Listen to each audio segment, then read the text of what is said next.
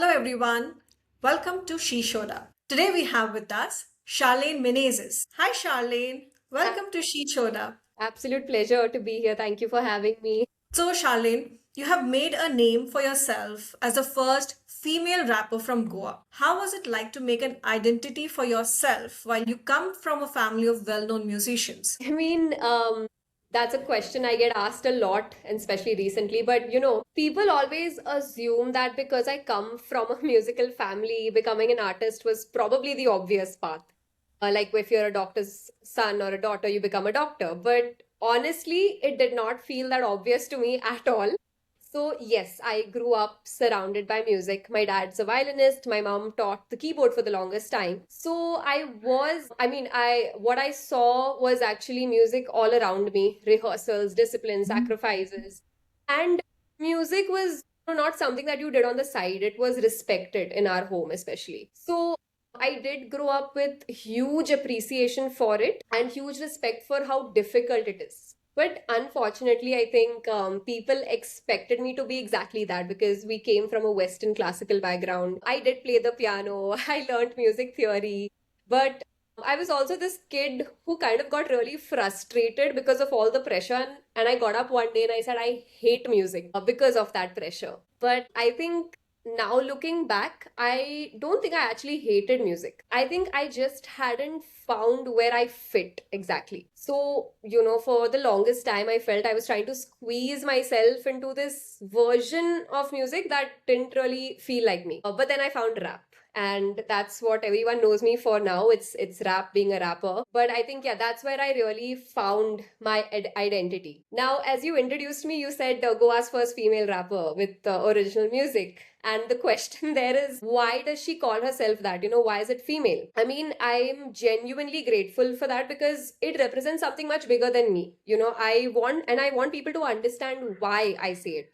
It's not because I want gender to be a part of it. It's not because I'm trying to gender hip hop. In fact, we've probably reached a point where we don't need to say female rapper at all. But then I say it very specifically because history matters. History matters, and I think still in today's day, you will find instances where, hip hop or any male dominated space, we've always had women there, especially with rap. And unfortunately, I'll say we have had to fight harder to be seen. We've had to fight harder to be taken seriously and even to just like feel, belonged to that, if that's the right word, just to feel belonged there, even today. So when I say I'm Goa's first female rapper, I'm not saying, oh, look at me.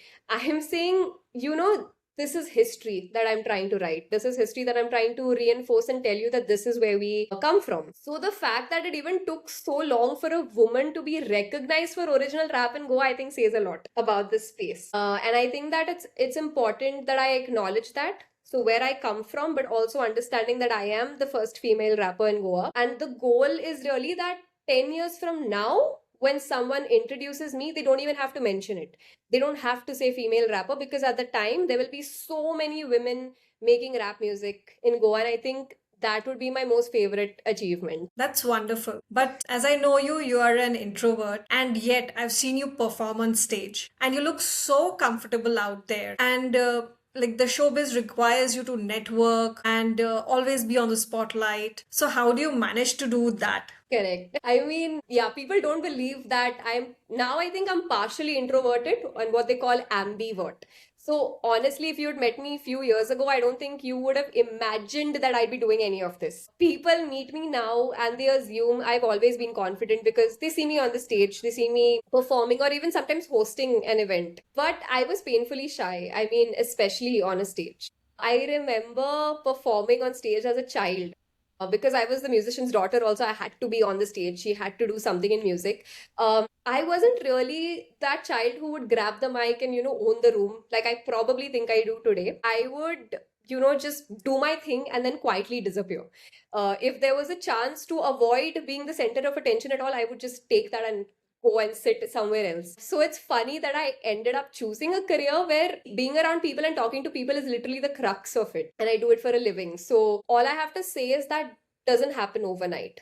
People say, oh, you were just born into being confident, and it isn't the truth. I would literally shake on a stage. I would not want to be on the stage. And I think every performance, I pushed myself to try and do better. Every workshop I conducted, every time I hosted, every time I perform, till date, I think I struggle with that stage fright and being confident. I'm trying to mask it in a way where it looks good. Even now, with like talking to someone from the industry, oh my God, it has stretched me for sure. But that's something you learn to do with your career because you love it so much that you know that this is the only way you can survive, right? So I think every time you speak to someone, every time you try something out of your comfort zone, you survive it and you're like, okay, what doesn't kill you makes you stronger, right?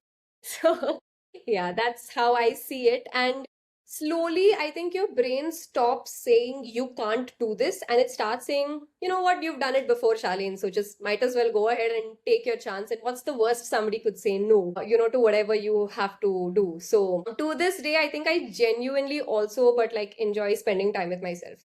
After talking to people after performing, I need like 2-3 days to just be by myself, quiet in my room. It's like those mundane Mondays where I'm sitting with my cup of coffee in silence, trying to recharge. So people think I'm extroverted, probably comes off that way, but no, I need my time. It exhausts me, to be honest. But then I also realized something that, it just means that you're more thoughtful. I've become more thoughtful about what I say and when I say it now. So it gives me that quiet time, also gives me time to kind of go back in my head and think of, okay, this is what I want to do and this is how I'll probably say it. Putting yourself on the spotlight also means that you're going to be judged by many people. You'll get positive comments, you'll get negative feedbacks, but you have to take everything in stride. It's not positive all the time. So, Correct. how do you do that? Yeah, that's a question I'm still trying to think of an answer, but I wish honestly that I could sit here and say, oh, I don't care about what people think. But that would be a lie. I mean, I do care. Maybe to a slightly smaller or lesser extent to what it was, but I'm human. And there have, like you mentioned, a lot of comments, not just on my music, which is weird. They've commented on other things. And I'm like, okay, if you want to make a comment, at least do it on my music. But sometimes people just make assumptions out of anything. It could be just out of watching a 30-second reel that I would post, and they've made a whole judgment about my life, right? And it's weird that people see this tiny window into your life and they suddenly feel like they know your story. But I think what hurts me the most isn't even criticism. It's when people have misunderstood my intentions. So, for example, like we spoke earlier, when I say I'm Goa's first female rapper, some people think that I'm just trying to make it all about the gender. And that's never been the point.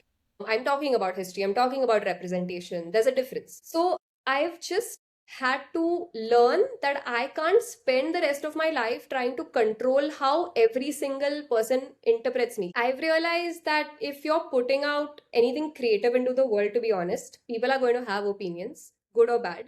The good ones you keep for sure and you try to get better as well. The bad ones, I mean, initially it's going to hurt. It's literally part of the deal because some people will love it, some people won't. Some people won't even give it a chance. And that's okay. I feel like the bigger challenge is making sure you don't become so afraid of judgment that you stop creating. And this has been one of my toughest lessons. There are times where you'll get so much of hate where you're just like, okay, I need to give up, right? I have realized that then opinions will win.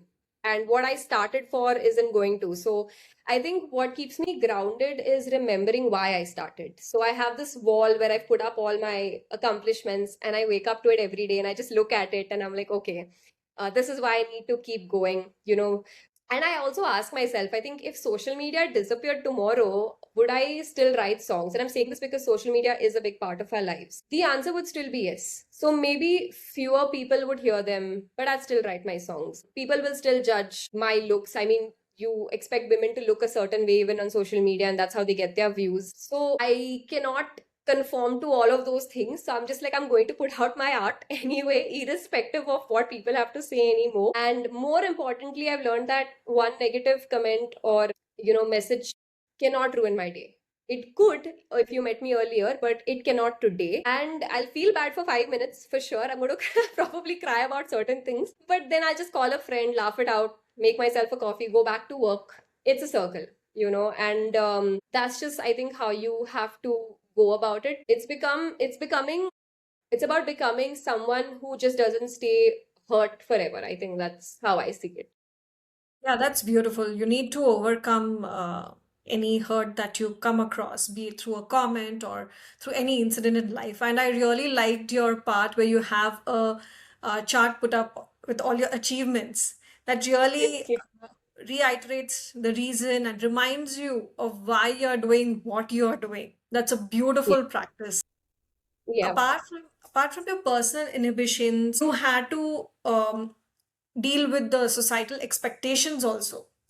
Like you said, a musician's daughter will become a musician. Those kind of you're supposed to follow a certain career, then marriage, you're supposed to behave in a certain way. So you've overcome all that and have lived in your own terms. But how was the journey like, and what did you learn from that? Yeah, that's a very interesting question, especially being a woman, because there's so much you've got to deal with beyond just your career. So, I mean, like if you just think of being a woman, you're constantly aware of invisible expectations. Not because someone always has to say them out loud, but they're just there. You're expected to be ambitious, but not too ambitious. I mean, you're expected to have your dreams, but also make sure that they fit neatly around everyone else's needs, right? Especially with age and everything. And so, somewhere in your these people slowly stop asking, oh, what's your dream? And they start asking, okay, when are you getting married? When are you having kids? All of that thing. And I'm saying this because as a woman with a career, it just intertwines that way. So I've definitely had those conversations with a lot of other women, and also people still ask, "What are you going to do with music? How long?" As if there's like an expiry date or something on it. But what's interesting is that I don't hear my male artist friends getting asked those questions enough. Career, yes, some point, some part of it, sure, but not anything else beyond that. No one asks them how they're going to balance their family that they probably don't even have yet. No one assumes that they'll eventually have to choose between their career and their home. And for women, those questions arrive much earlier. So sometimes we start asking ourselves those questions. Do I have? So it's not something I've completely 100% overcome, but it's something I am working on. And with other women, with today's generation, I think it's a lot more easier because the Gen Zs are very like, they are up there. They're like, we'll fight for what is right. But not everybody can do that, unfortunately. So even while I do music full time, it's not only music that I'm doing, rather. There are still responsibilities at home. There are still family expectations. There are emotional expectations. There are days where I'm juggling work, helping around at the house, showing up for the people I love, and then somehow finding that energy to sit down and still be able to write a song. And people imagine artists sitting around waiting for inspiration. But most days, inspiration is honestly squeezed in between life.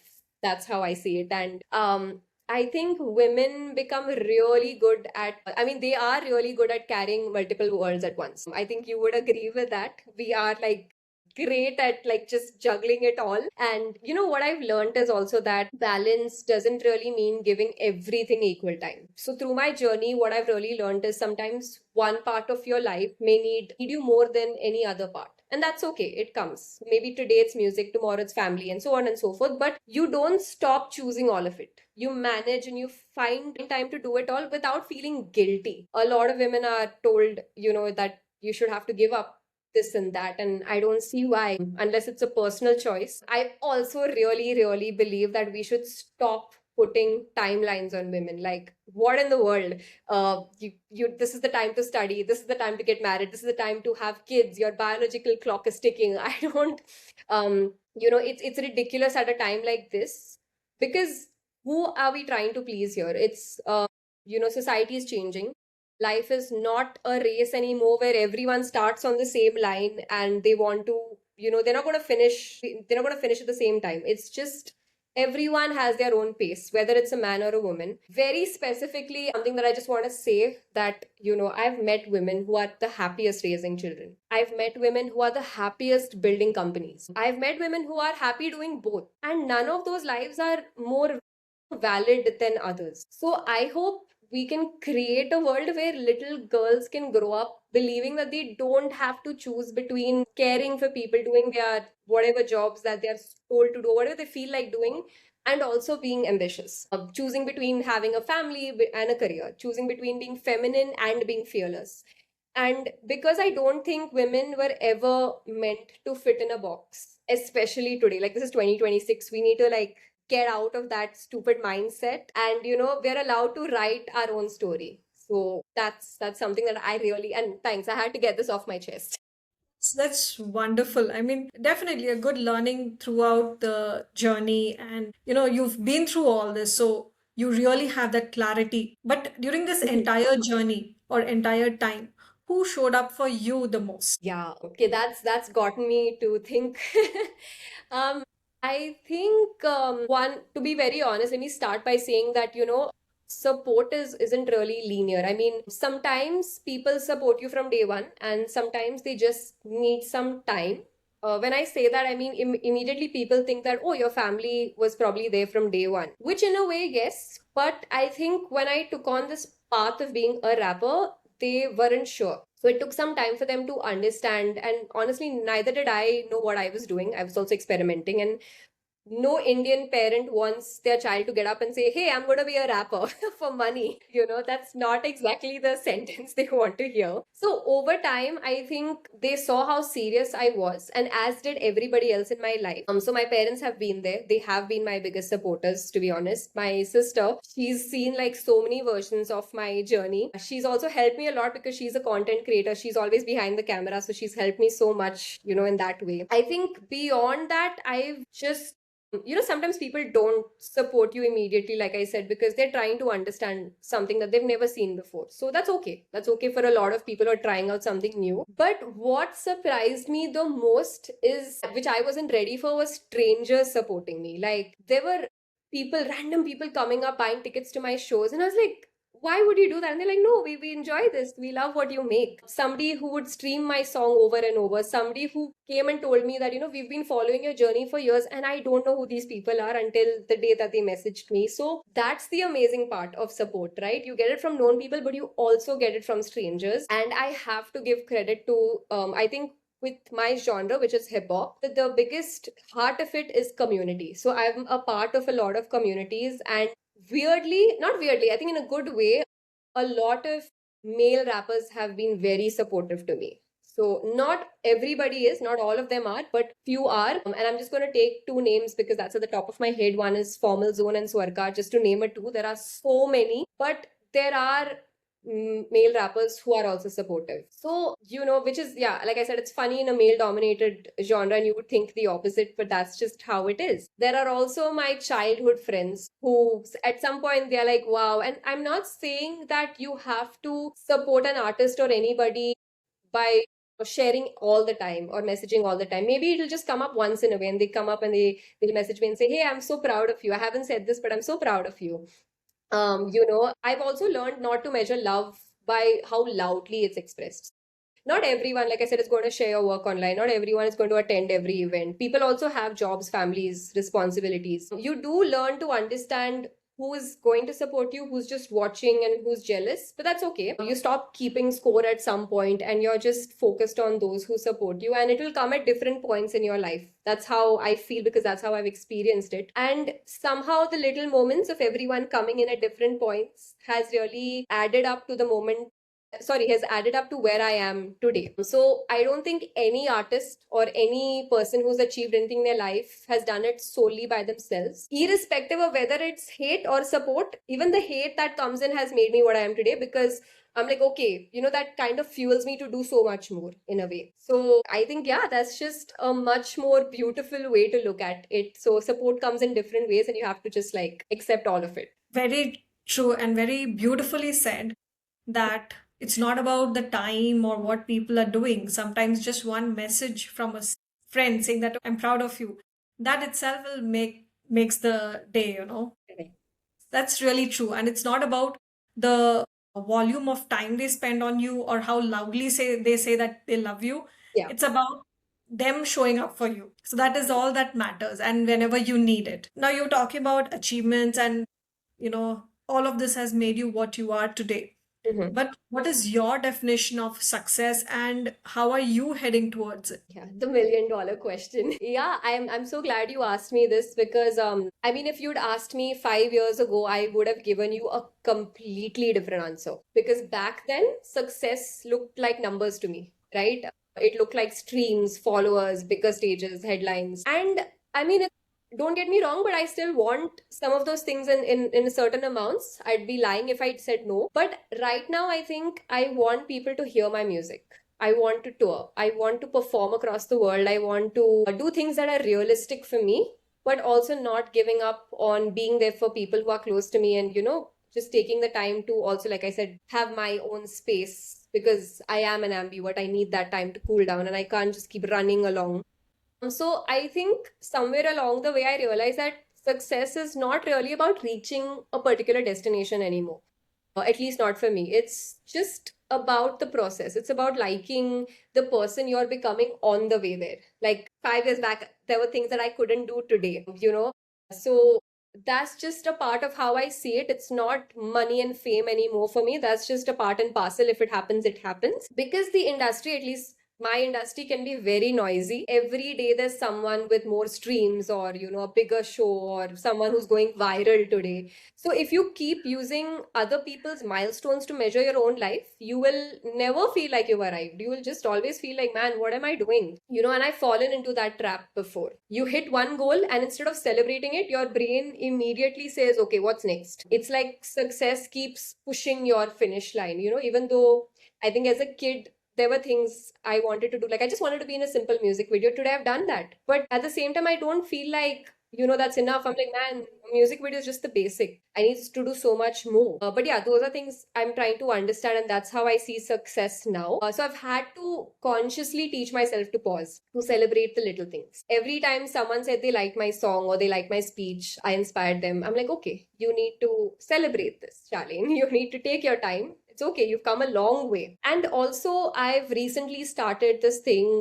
with Formal Zone called Coastal Gems. It's this artist community in Goa because I didn't have the opportunities to be around artists, showcase my art. I've started this there and I'm so proud of it because now I get to meet a lot of artists there and it's just such a happy space to be. And every time I go there, every time we have an event, there are artists who will walk in so nervous and they leave with new friends and just feeling more confident. And for me, I'm like, damn, that is success. This is the definition for me. That you're better than who you were yesterday or a few minutes back also. So I think if my songs can just do impact even one person, do the little bit, or probably if a young girl from Goa or anywhere sees me and says, this is something I can do too. I didn't know rap could be a career for a woman or just generally a career. So just building those genuine relationships instead of just collecting contacts.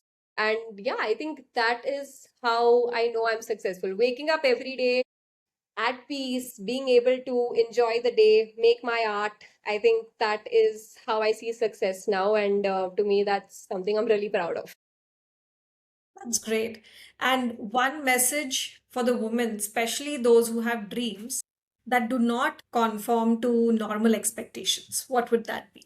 Well, to every woman chasing a dream, I've become bold enough to say this. So I'm going to say, please do not be in that little box. Get out, break the box, and don't let anyone tell you that you fit into a box and that's just your world. You have to get out. There's a whole world in front of you. Try new things and don't worry about trying to convince people to understand it. Okay, not everyone will, and that's okay. More importantly, stay humble because you need to know that you have to keep learning. You're never going to be the best. There's always going to be someone better out there. That's again how I see it. So keep learning, stay curious. Also, in today's world, please be kind enough to lift others as you climb. Whether it's another woman or fellow artist or whatever your field is, be brave enough to also keep moving when, your path may feel lonely. Because as you achieve certain amounts of success, people are going to start fading away, and that's okay. You realize, think of why you started. And the last thing is, this is something that where I've come from is I trust God with timing. So I trust myself and with the effort that I've put in. And it is also important to remember your worth. And it please do not compare yourself to anyone else but you, to the person you were yesterday or a few months back or years back, and realize how much you've done. So that's something that I have to say. Yeah. That was really nice. I mean, it definitely means knowing yourself and never losing yourself and realizing your self worth. And whatever you dream, whatever you believe in, it's worth standing up for. Yeah. So thank you so much, Charlene. And personally, I've witnessed you live and I love your song, I Don't Care. So thank you so much for coming in today. Yes. And it has been a pleasure talking to you. Likewise. Thank you so much. And kudos again to this lovely podcast and everything you're building. So happy about it. Thank you.